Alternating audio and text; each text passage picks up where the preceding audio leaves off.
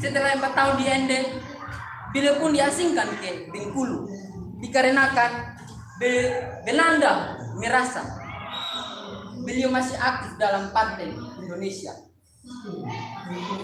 Di Bengkulu, di mana sang proklamator bertemu dengan cintanya, yaitu Ibu Fatmawati. Fatmawati adalah seorang perempuan muda, anak dari tokoh pemuka agama di Bengkulu. Soekarno di Bengkulu selama 4 tahun, itu tahun 1938 hingga 1942. Saat di Bengkulu, Soekarno menjalin hubungan dengan Fatmawati. Di saat mereka menjalin hubungan, Soekarno ingin meminang Fatmawati. Tetapi pada saat itu telah terjadi gejolak perjuangan. Sehingga pada tahun 1942, Perang Dunia Kedua hancur. Dan Insinyur Soekarno dijemput dari Bengkulu ke Jakarta. Sehingga pada tanggal 1 Juni 1943 pernikahan Insinyur Soekarno dan Fatmawati dilakukan.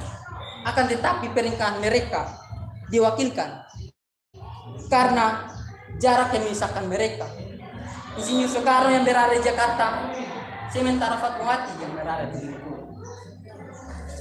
Pernikahan mereka diwakili oleh Obseter Sarjono.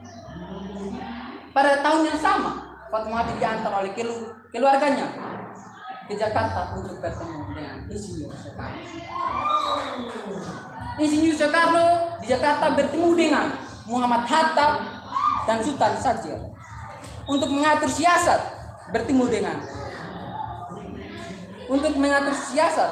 menghadapi penduduk Jepang. Pada tanggal 29 April 1945,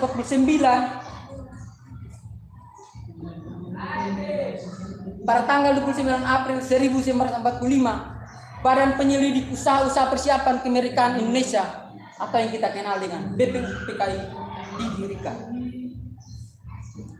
Pada tanggal 1 Juni 1945, dalam sidang BPUPKI, Badan Penyelidik Usaha-Usaha Persiapan Kemerdekaan Indonesia, Soekarno melahirkan istilah Pancasila sebagai dasar negara. Pada tanggal 17 Agustus pada tanggal 17 Juli 1945, dalam sidang BPUPKI menyetujui Undang-Undang Dasar Negara dalam pernyataan Indonesia merdeka.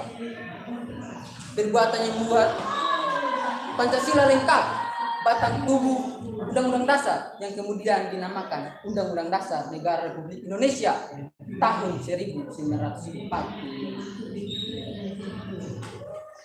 Pada tanggal 17 Agustus 1945,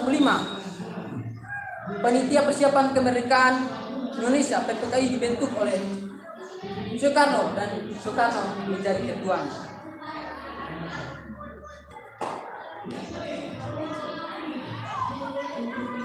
Pada tanggal 16 Agustus 1945, para pemuda mendesak proklamasi secepatnya sehingga Insinyur Soekarno dan Muhammad Hatta diculik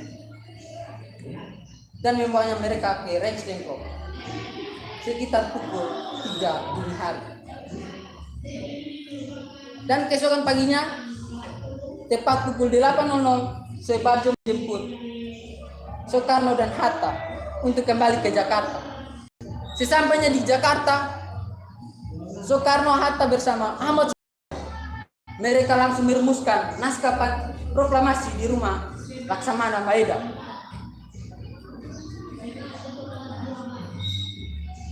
Kemudian pada pukul 10.00 detik-detik proklamasi kemerdekaan dibacakan oleh Insinyur Soekarno dengan berbunyi, "Kami bangsa Indonesia dengan ini menyatakan kemerdekaan Indonesia. Hal-hal yang mengenai pemindahan kekuasaan dan lain-lain diselenggarakan